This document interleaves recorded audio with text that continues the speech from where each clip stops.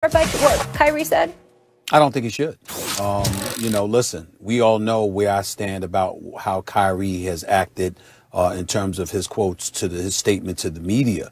But that has absolutely nothing to do with what transpired in Cleveland with him and LeBron James. Their relationship wasn't as great as at least LeBron has tried to portray. I don't think that the comments that Kyrie Irving made about LeBron were right. But I do know that's how Kyrie felt. Kyrie felt that he should have been that dude in closing moments. He felt like LeBron James wasn't a reliable shot in clutch time situations as much as he was. Him saying that, Kevin Durant is the first guy that he could look at. I think that anybody that looks at Kevin Durant shoot the basketball and recognizing the scoring machine that he is, you can conceivably understand why Kyrie would say such a thing. The question, however, was the timing. LeBron James was in the finals when Kyrie Irving made that statement to Kevin Durant on that podcast.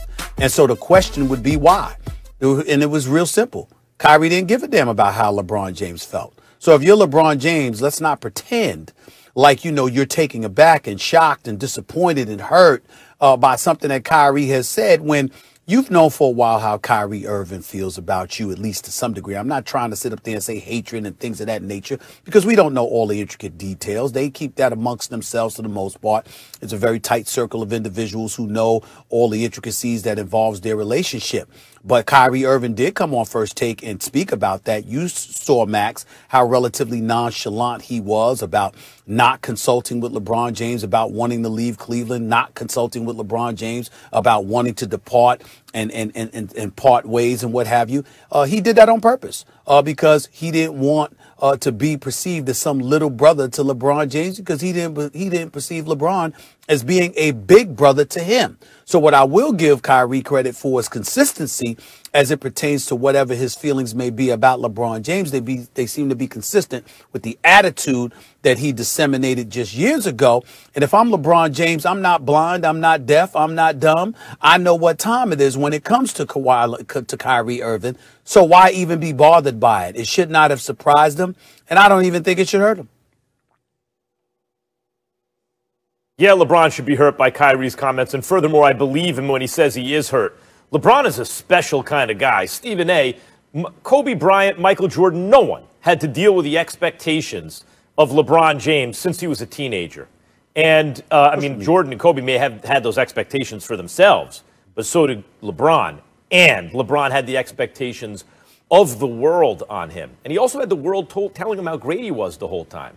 And so, naturally, anyone in that situation is going to be self-involved to a degree and have an ego, obviously, right? Maybe he and Kyrie didn't get along that way. But LeBron's track record, what kind of person is he? Not only does he stand up for social issues and for the president and to the United States, whatever else, but he's taken along with him people he's known since high school, since he's a teenager, and met along the way. And as you say, provided them with opportunities. Not a handout, but like, here's an opportunity. Can you do it? And those who can have remained with him. Look at the relationships LeBron has. And so someone like that, when they feel like they really were well-intentioned towards someone, and no one's perfect, and no one has pure motives, and I'm sure Kyrie is justified in some of the stuff he thinks about LeBron, right? Like as in any relationship, especially with a guy with as much power as LeBron. But like, would that hurt a guy like that? You know, if someone said, yeah, sure. Think about the relationships LeBron has made with the two other superstar players he's played with. I love Chris Bosh. I think he should be in the Hall of Fame one day. Kevin Love is excellent, but we're talking about the superstars. Dwayne Wade. How's Dwayne Wade and LeBron's relationship? They've been best friends for how many decades now? How's LeBron and AD's relationship look to everyone? Looks great, right? Because LeBron playing with these guys understands this dude is trying to take us to the promised land, and he knows that he needs the best out of me, so he has my best intentions at heart. AD clearly understands this. And LeBron responds when AD challenges him to play defense. It's a two-way street. LeBron deferred too much to Dwayne Wade. It took Dwayne Wade saying, you gotta be the man, right? Before they really took off and fulfilled their potential. And how's the relationship with LeBron and Dwayne Wade been through the years? And how's the relationship with LeBron and AD right now? Why is it only Kyrie who seems to be having this issue as LeBron's superstar teammate? I think that does affect LeBron. I do think it hurts his feelings because I think he has good intentions. And I understand it. I think his feelings should be hurt. Well, for issues, for the purpose of clarification, that's what I'm trying to say, Max. It's not a surprise.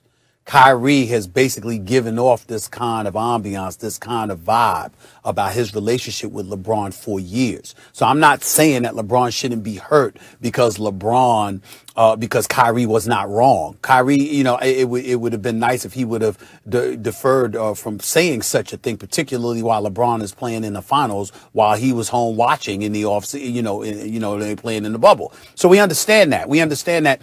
And that's what I'm saying. LeBron shouldn't be hurt because he shouldn't be surprised is basically what I'm trying to say. But I also want to get back to this other point about what LeBron has to put up with, because Kyrie has alluded to this on many occasions in the past as well, the age of social media. Matter of fact, I recall reading a quote from Kyrie months ago where he said, I don't know when he said it, I think it was last year when he was in Boston, he said that the stars that preceded him never had to deal with social media. He had profound respect for all of them and appreciation, but they never had to deal with the 24/7 social media onslaught, et cetera, et cetera. That's what Kyrie was trying to say.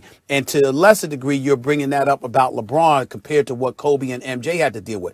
Well, let's put things in its proper perspective. MJ comes out of college in North Carolina. The Chicago Bulls stink. And on top of it all, Magic and Bird and Isaiah were in the league vying for championships, and Julius Erving and Moses Malone was in Philadelphia for a couple of years. In the case of Kobe came into the league in 96. By 2001, he had won a title with Shaq and those boys. That would be why they didn't have the pressure. Whereas with LeBron, you came into the league out of high school. You chose Michael Jordan's number. You were on the cover of Sports Illustrated as the chosen one.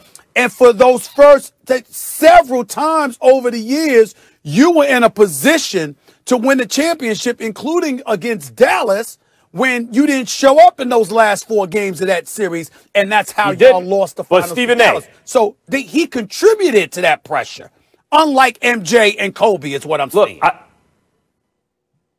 I understand. Those are valid points, but I think that misses, really what I'm talking about with LeBron is MJ was supposed to be excellent. By the time he got to the Olympics, everyone was like, dude, who's this? But he went 3rd in the draft.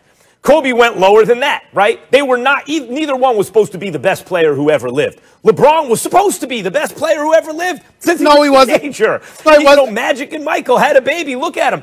He was the No one assumed he was going to be better than MJ? Probably in any sport of all time. Stephen A., but we were watching to find out, right? It was a legitimate candidate. That's fair. We were watching. Of course, you're not better than MJ before you ever play in the pro.